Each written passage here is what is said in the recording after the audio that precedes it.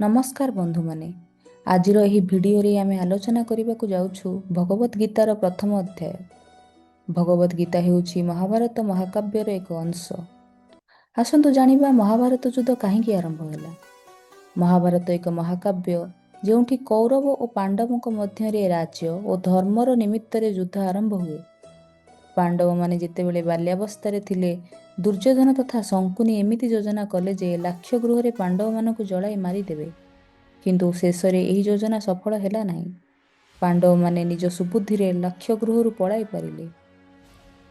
ପରେ ଯେତେବେଳେ ଯୁଧିଷ୍ଠିର ରାଜସୂୟ ଯଜ୍ଞ କଲେ ଓ ବହୁତ ଲୋକପ୍ରିୟ ହେଲେ, ଦୁର୍ଯ୍ୟୋଧନ ଈର୍ଷାରେ ପୂରିଗଲେ।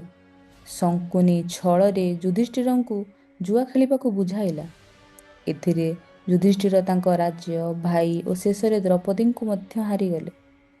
ଏହି ରଙ୍ଗମଞ୍ଚକୁ ଦ୍ରୌପଦୀଙ୍କୁ ଦୁର୍ଯ୍ୟୋଧନଙ୍କ ଭାଇ ଦୁଶାସନଙ୍କ ଦ୍ୱାରା ଦୁଃଖଦ ଭାବରେ ଘଷି ଅଣାଗଲା ଏବଂ ଅପମାନ ଦିଆଗଲା।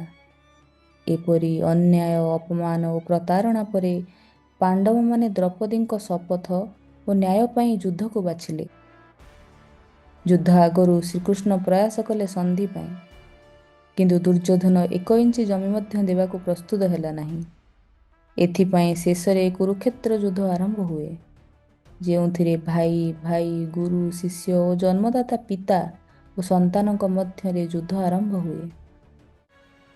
କୁରୁକ୍ଷେତ୍ର ଯୁଦ୍ଧ ଆରମ୍ଭ ହେବା ପୂର୍ବରୁ ଋଷି ବ୍ୟାସ ଧୃତରାଷ୍ଟ୍ରଙ୍କୁ ପ୍ରସ୍ତାବ ଦେଲେ କି ମୁଁ ତୁମକୁ ଦିବ୍ୟଚକ୍ଷୁ ଦେଇପାରିବି, ଯାହାଦ୍ୱାରା ତୁମେ ଯୁଦ୍ଧ ଦେଖିପାରିବ। କିନ୍ତୁ ଧୃତରାଷ୍ଟ୍ର କହିଲେ, ମୁଁ ଯୁଦ୍ଧ ଦେଖିବାକୁ ଚାହେଁ ନାହିଁ।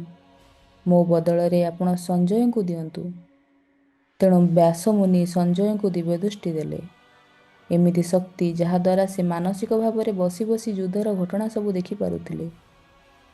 ପ୍ରଥମ ଅଧ୍ୟାୟ ଆରମ୍ଭ ହୁଏ ଅର୍ଜୁନ ବିଷାଦ ଯୋଗରୁ। ଧୃତରାଷ୍ଟ୍ର ପ୍ରଶ୍ନ କରନ୍ତି, ହେ ସଞ୍ଜୟ, କୁରୁ ଓ ପାଣ୍ଡବମାନେ କ'ଣ କରୁଛନ୍ତି? ତେବେ ସଞ୍ଜୟ ବର୍ଣ୍ଣନା କରିବା ଆରମ୍ଭ କରନ୍ତି। ଦୁଇ ପକ୍ଷର ସେନାରେଖା ଲାଗିଯାଇଛି। ଦୁଇ ପକ୍ଷର ମହାବଳୀ ଯୋଦ୍ଧାମାନେ ତିଆରି।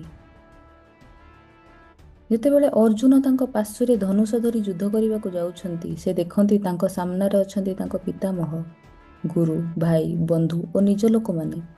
ତାଙ୍କ ହୃଦୟ ଭାଙ୍ଗିଯାଏ, ହାତରୁ ଧନୁଷ ଖସିଯାଏ। ସେ କୁହନ୍ତି, ହେ ମାଧବ, ମୁଁ ଏମାନଙ୍କୁ ମାରିପାରିବି ନାହିଁ। ଏହି ଯୁଦ୍ଧ ମୁଁ ଚାହେଁ ନାହିଁ।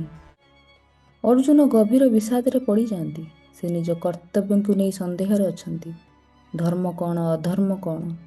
ଏହି ଅବସ୍ଥାରେ ଅର୍ଜୁନ ନିଜେ ନିଜେ କୁହନ୍ତି, ହେ କୃଷ୍ଣ, ମୁଁ ତୁମର ଶିଷ୍ୟ, ଦୟାକରି ମୋତେ ଉପଦେଶ ଦିଅନ୍ତୁ। ଏହିଠାରୁ ଆରମ୍ଭ ହୁଏ ଭଗବତ ଗୀତାର ମୁଖ୍ୟ ଉପଦେଶ। ଯେବେ ଅର୍ଜୁନ ନିଜ ଧର୍ମରୁ ଭ୍ରମିତ ହୁଅନ୍ତି, ସେତେବେଳେ ଶ୍ରୀକୃଷ୍ଣ ତାଙ୍କ ସାରଥୀ ଭାବରେ ଉପଦେଶ ଦେବାକୁ ଆରମ୍ଭ କରନ୍ତି। ଭଗବତ ଗୀତା ମାନବ ଜୀବନର ମୂଳ ଦର୍ଶନ। କର୍ମ, ଧର୍ମ, ଆତ୍ମା, ମୋକ୍ଷ ଓ ଜୀବନର ଉଦ୍ଦେଶ୍ୟ ନେଇ କଥା ହୁଏ। ଏହି ଉପଦେଶ ଶୁଣି ଅର୍ଜୁନ ପୁଣି ଥରେ ନିଜ କର୍ତ୍ତବ୍ୟ ବୁଝିପାରନ୍ତି ଓ ଯୁଦ୍ଧ ପାଇଁ ସଜ୍ଜ ହୁଅନ୍ତି। ଅର୍ଜୁନଙ୍କ ଭଳି ଯେବେ ଆମେ ଜୀବନରେ ଭ୍ରମିତ ହୁଏ, ତେବେ ଭଗବତ ଗୀତା ଆମକୁ ନିଜ ପଥ ଦେଖାଏ। ଏହିପରି ଆଧ୍ୟାତ୍ମିକ ଓ ଜୀବନ ଶିକ୍ଷା ଭିଡ଼ିଓ ପାଇଁ ଚ୍ୟାନେଲଟିକୁ ଲାଇକ୍, ସେୟାର ଓ ସବସ୍କ୍ରାଇବ୍ କରନ୍ତୁ। ଧନ୍ୟବାଦ। ଜୟ ଶ୍ରୀକୃଷ୍ଣ।